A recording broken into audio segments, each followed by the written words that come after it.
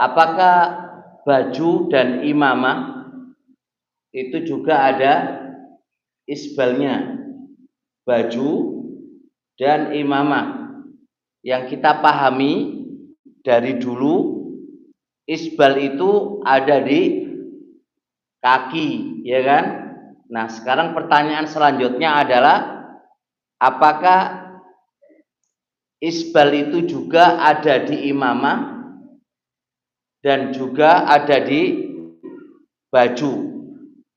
Maka ada sebuah hadis. Hadis ini terjadi perbedaan di antara para ulama. Ada yang mendhaifkan dan ada yang mensahihkan. Asy-Syaikh Al-Albani rahimahullahu taala di Sahih Sunan Abi Dawud dan di Sahih Targhib wa Tarhib, beliau mengatakan hadisnya sahih. Kata Rasul alaihi salatu wasalam, al-isbalu fil izari wal qamisi wal imamah. Kata Rasul alaihi salatu wasalam, isbal itu terjadi pada izar sarung, wal qamisi baju, wal imamah dan imamah.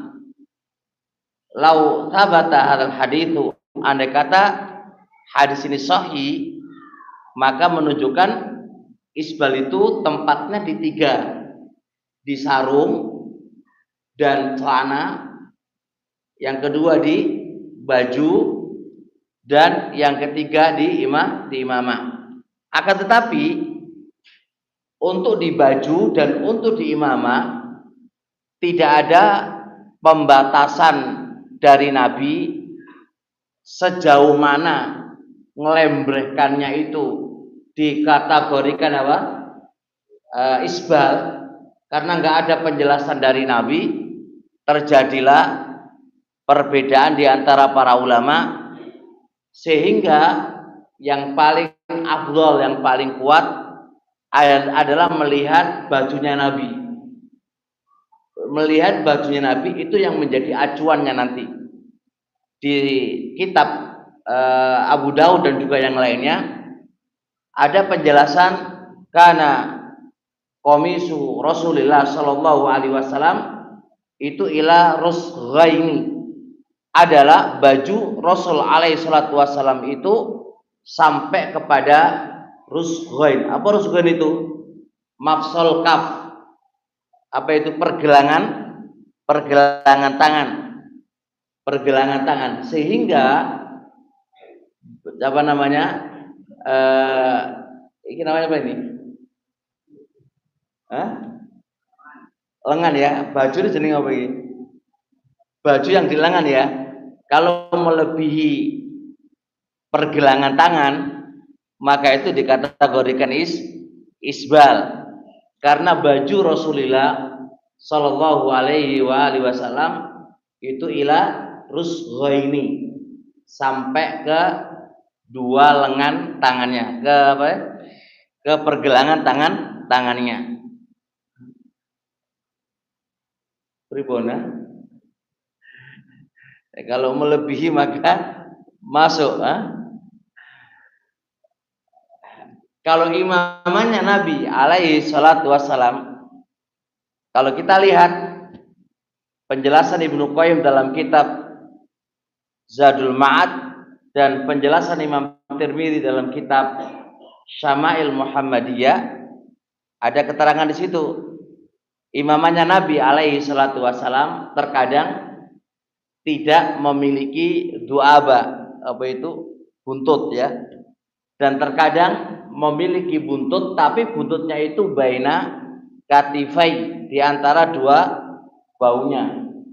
Nah, berarti kalau sampai melebihi di antara dua baunya, maka ada yang mengatakan itu adalah isbal. Ada yang mengatakan lagi isbalnya imamah itu terjadi ketika buntutnya itu, ujungnya itu setengah dari punggungnya. Kalau melebihi setengah, maka itu adalah bagian dari isbal, bagian dari isbal. Bisa dipahami insyaallah ya. Kesimpulan barakallahu fiik, karena hadis yang menjadi acuannya adalah hadis Nabi. Ini acuan utama dulu. Kalau ini dhaif, maka berarti isbal hanya ada satu tempat saja di kaki. Dan Rasul sudah ngasih pembatasan, yaitu di bawah mata kaki.